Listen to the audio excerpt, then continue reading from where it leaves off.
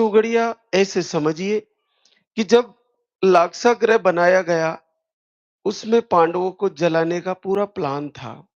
लेकिन भगवान कृष्ण मन का चौगड़िया पढ़ लेते थे, दुर्योधन का मन पढ़ लिया उन्होंने, ये क्या करने जा रहा है? तो उन्होंने नीचे से एक गुफा के द्वारा पहले ही रास्ता बना दिया।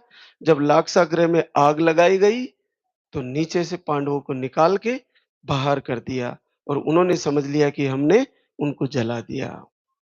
इसी प्रकार से अगर एक नाव चलाने वाला मन का चौगड़िया पढ़ लेता, तो सबको पहले ही जैकेटें पहनाकर सारी सुरक्षा का ध्यान रखता और वो बैठने वाले लोग, तो वो भी अगर ऐसा सोचते, तो अपने आप को बचा लेते।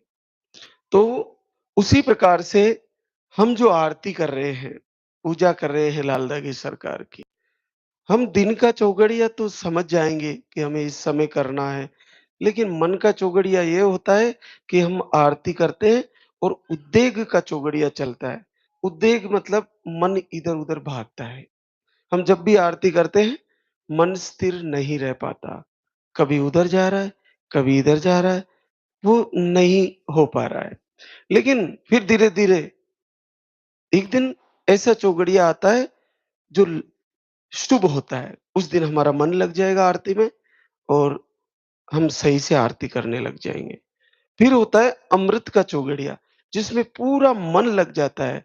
फिर हमारा मन इधर-उधर बिल्कुल भी नहीं भटकता और फिर ऐसी मातृशक्ति को पलक झपकते ही 2-5 दिन में ही कई वर्षों बाद केवल आरती करने मात्र से या कुछ दिन आहार लेने मात्र से या संकल्प लेने मात्र से पॉजिटिव रिजल्ट आ जाता है। कितना सरल है।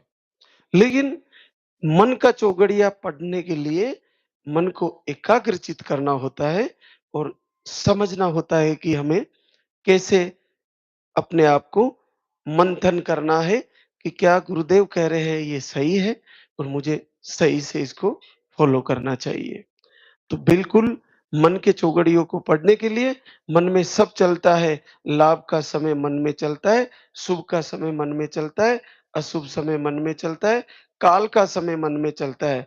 वो काल का ही समय था जो उस क्रूज में बिठाकर ले गया और उधर से तूफान आया और डुबो दिया। ये काल का चौगड़िया था जो मन के द्वारा पढ़ा जा सकता था। लेकिन कौन पढ़े, नहीं पढ़ पाए और काल ने विजय पा ली। लेकिन एक माँ की ममता ने वो करके दिखाया कि चाहे भले ही मेरे प्राण चले जाए, मैं मेरे बच्चे को नहीं छोड़ने वाली। अगर वो बच्चे को छोड़ देती तो खुद तो बच ही जाती, लेकिन नहीं, जब उनको निकाला गया तब भी बच्चा उसकी गोद से लिपटा हुआ था। तो आप इतना प्रबल संकल्प है एक माँ का कि अपने प्राण त्याग दे, लेकिन बच्चे को कभी डैमेज नहीं होने दे। तो इतना प्रबल संकल्प होता है ना, तो परमात्मा उस माँ को फिर से माँ बनने का मौका ज़रूर देंगे, उसको भी आशीर्वाद फिर से आएगा, ऐसा प्रभु से हम निवेदन करते हैं कि वो माँ फिर से जन्म ले और फिर से माँ बने और उसको वही बच्चा फिर मिले। दोनों हालाँकि दोनों की साँसें थम गई उनकी, लेकिन वो एक अमर कर गए अपनी कहानी को। तो आज हमारे बीच बहुत सारी बहनें